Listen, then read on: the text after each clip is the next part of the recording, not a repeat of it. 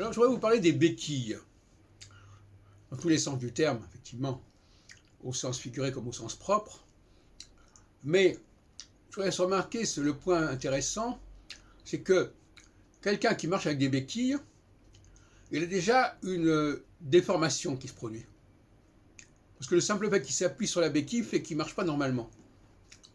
Alors déjà, effectivement, sans la béquille, il ne marche peut-être pas normalement, mais avec la béquille, il ne marche pas non plus normalement. Ce qui est un problème. Ce qui fait que parfois, il vaut mieux ne pas avoir de béquille et marcher droit, parce que la béquille va créer des déséquilibres. C'est la solution, mais c'est aussi le problème, la béquille. Dans bien des cas, d'ailleurs, ça devient un problème. De même que, par exemple, le téléphone est une béquille.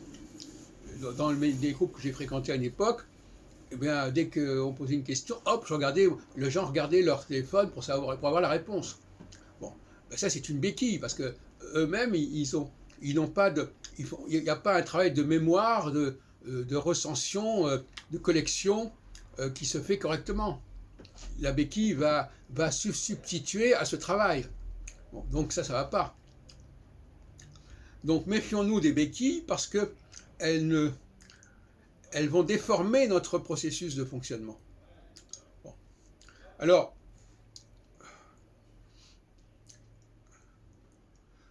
la béquille, ça peut être aussi tout simplement les condiments, tout ce qu'on peut ajouter. La béquille, c'est un ajout.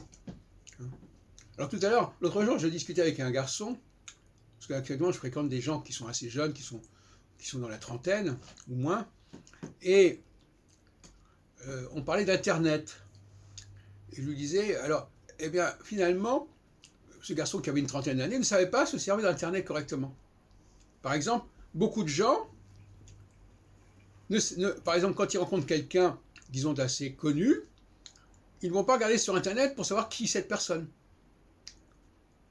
Ils ne vont pas regarder sur Internet ce qu'il a écrit, ce qu'il a fait.